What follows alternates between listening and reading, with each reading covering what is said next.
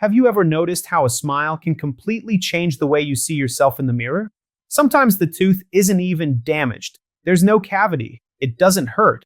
But that yellowish tint from coffee, tea, time starts to bother you. You laugh with your hand over your mouth, avoid close-up photos, give a somewhat reserved smile. And the worst, many people think they only have two options: spend a fortune at the dentist or accept living like that. Today, I want to show you that there is a middle ground. A simple, inexpensive way that you can try at home, safely, without miracle promises, but with real potential to make your teeth visibly whiter over the weeks. And all of this for just a few dollars, with two ingredients you probably find at any pharmacy or grocery store near your home. I am Edu Rodriguez. This is the EDU Health Tips channel. And before continuing, I have a quick invitation for you. If this topic of practical, accessible, science-based care makes sense to you, leave a like below, subscribe to the channel, and activate the notification bell. That way, YouTube will notify you whenever I bring a tip that can improve your health simply. Let's start with what you came here for: how to whiten your teeth at home using only two ingredients. The first is the well-known baking soda. It is mildly alkaline and has a fine texture that helps to polish the surface of the tooth, removing superficial stains and plaque. It's not an aggressive abrasive, but a gentle abrasion when used correctly in the right amount. The second ingredient is hydrogen peroxide at the correct concentration. And here comes an important warning. I am not talking about the super concentrated hydrogen peroxide that hairdressers use to bleach hair, nor about products with 20, 30, or 40 volumes.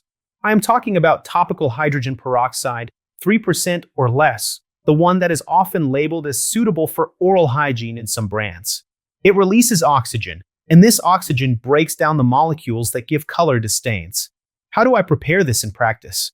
I take a small container and put a heaping teaspoon of baking soda. Then, I add a few drops of 3% hydrogen peroxide. Literally drops, not to soak. 3 drops are enough. Next, I fill with a few drops of filtered water until it forms a creamy paste, easy to pick up with a toothbrush. It doesn't need to be perfect. The important thing is not to make it too liquid or too dry. With the paste ready, I lightly dampen the brush, take a bit of this mixture, and gently brush my teeth. No scrubbing forcefully as if cleaning a pan, because teeth and gums are not stainless steel. I go through the entire arch, outside part, inside part, always with gentle movements, for a maximum of 1 to 2 minutes. Finished? Spit everything out. Rinse your mouth well with running water, and if you want, you can brush again with your regular toothpaste. Done. That is the process. Simple, inexpensive, and accessible. Now comes the most important part: frequency. This is not something to be used every day like toothpaste. If you do this daily for months, you may irritate the gums, increase sensitivity, and even damage the enamel in the long run. The idea here is safety first. Therefore, I recommend using this mixture 2 to 3 times a week for a few weeks, observing the results, and if sensitivity or burning occurs, pause and consult your dentist. I am not a dentist. I am a pharmacist and health educator, and my role here is to bring you clarity. This method does help to whiten superficial stains from coffee, tea, wine, and aging, but it does not replace a consultation, does not fix underlying darkening issues, nor treat gum disease. Now, let me ask you something. Have you ever used a homemade whitening kit? Any strips, molds, gel? Comment below with your experience, whether it worked, hurt, or frustrated you. I read everything, and it helps me create the next videos. But whitening isn't the only part of the story. There is another simple, very old habit that can help both with oral health and breath, and even with the appearance of teeth over time. It's called oil pulling or oil rinsing. In practice, it goes like this. You take a spoonful of coconut oil or sesame oil, put it in your mouth, and swish it around, pulling the oil through your teeth, passing between them for 10 to 20 minutes. It's not swallowing, it's keeping it in motion. Coconut oil is rich in lauric acid, which has antimicrobial action against bacteria and fungi, including those bacteria that produce bad breath and participate in plaque and gingivitis formation. Many people ask, Edu, isn't 10 minutes too long? It can be uncomfortable the first few times, I won't lie. So you can start with 5 minutes and gradually increase. The important thing is not to swallow this oil because it will be loaded with residues, bacteria, and toxins from the mouth. At the end, spit into the trash, not the sink, to avoid clogging, and rinse your mouth well.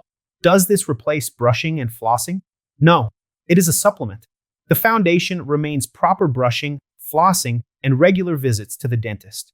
But this habit, done 3 times a week, can significantly help with gum health, fresh breath, and even the overall feeling of cleanliness in the mouth. And now I want to bring you to a point that few people associate with whitening, but that is directly related to beautiful and healthy teeth: sugar and vitamin C. Vitamin C is essential for collagen production. And collagen, in the context of the mouth, means firm gums, tissue well attached to the teeth, and less bleeding. When there is a true deficiency of vitamin C, a classic disease called scurvy appears, where the gums bleed easily, become soft, and the teeth become loose.